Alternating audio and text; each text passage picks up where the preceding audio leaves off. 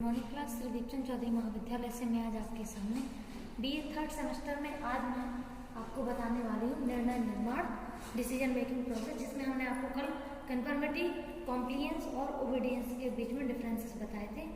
आज मैं उसी में बात करने वाली हूँ कि इनके निर्धारक क्या होते हैं और उपागम कौन कौन से हैं। ठीक है, तो यहाँ पे निर्धारकों की अगर बात की जाए तो संयोग और प्रतिस्पर्धा, यानी कि इसको मान के चलते हैं निर्णय जब लेते हैं तो चाहे हम साथ दें या फिर एक तरीके से कंपटीशन में उतरे, दोनों ही वे में अपन लोग निर्धारक तो देखते हैं। ठीक है, तो इसमें पहला पॉइंट है पारितोषिक संरचना।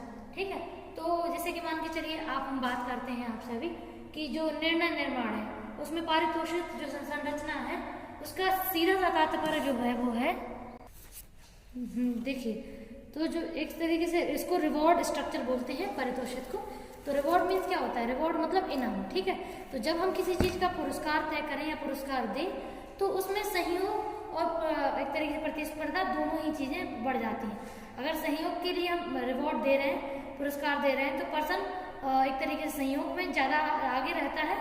ठीक है, मतलब उसका व्यवहार में परिवर्तन देखने को मिल ही जाता है। ठीक है, और अगर मान लीजिए उसको कॉम्पिटिशन मिला है, उसको कॉम्पिटिशन करना है, तो कॉम्पिटिशन में व्यक्ति आगे काम करता ही करता है। ठीक है, तो दोनों ही तरीके से रिवॉर्ड काम जरूर करता है।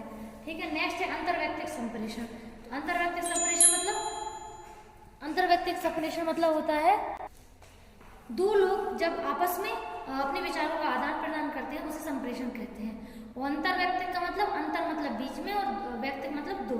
ठीक है, दो या दो से अधिक।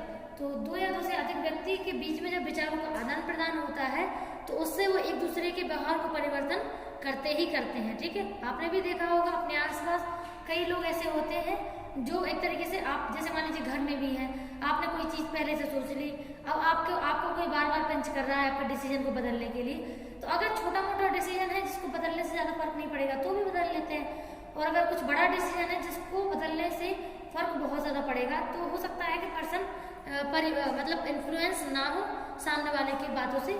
लेकिन जैसे मान के चलिए बहुत सारे लोगों के डिसीजन, कई लोगों के डिसीजन को चेंज तो कर ही देते हैं, थोड़ा इतना इन्फ्लुएंस तो पड़ता ही है। ठीक है, नेक्स्ट है परस्परता। परस्परता मतलब दो लोगों के बीच के संबंधों की जो एक तरीके से जो खासियत है कि उन लोगों के बीच में संबंध कितने अच्छे हैं वो।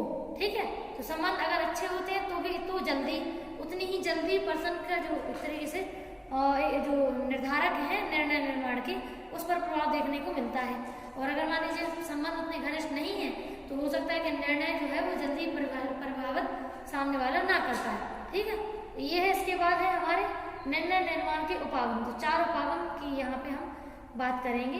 फर्स्ट है क्षतिपूरक उपागम। क्षति मतलब एक तरीके से कोई नुकसान हो गया। ठीक है, पूरक मतलब पूर्ति करने वाला।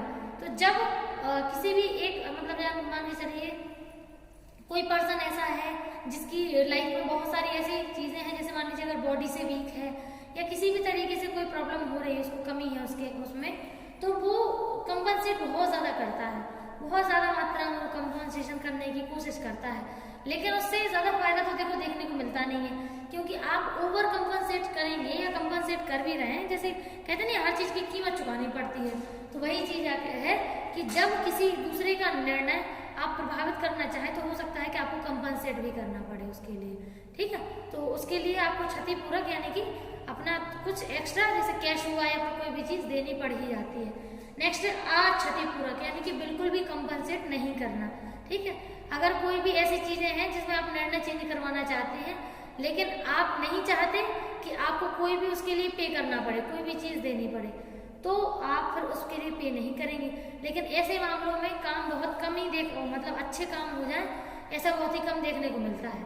ठीक है, तो ये बिल्कुल सही बात है। नेक्स्ट है स्वतः शोध उपागम। स्वतः शोध मतलब अपने आप से ही जब हम अनुसंधान करने के लिए आगे होते हैं तो हम देखते हैं कि सामने वाले के बिहेवियर में परिवर्तन हो भी रहा है या नहीं, तो उसके लिए स्वतः शोध में एक तरीके से जो प्रभाव है दूसरे के बिहेवियर में वो उतने जल्दी देखने को नहीं मिलता। अगर हम शोध कर रहे होते हैं तो हमें कुछ ऐसी सिचुएशन तो जरूर क्रिएट करनी होती है जिससे हमें वो प्रभाव देखने को मिले जो हम देखना चाहते हैं, जिससे एक पर्सन की किसी एक डिसीजन से दूसरे पर्सन के डिसीजन में कोई ना कोई चेंजेस हों। ठीक है, और लास्ट है अभिधारणा स्वतः शोध उपागम। तो अवधारणा या अभिधारणा मतलब एक विचार, जैसे एक पर्सन के किसी विचार की वजह से यदि दूसरे पर्सन के किसी विचार में कोई परिवर्तन देखने को मिले तो उसे हम ऐसे समझ सकते हैं कि सामने वाले के बिहेवियर को पहले व्यक्ति के बिहेवियर ने प्रभावित किया है या उसके डिसीजन को उसने चेंज किया है। ठीक है, और इसमें अगर कोई डाउट हो तो बता सकते हैं। Thank you.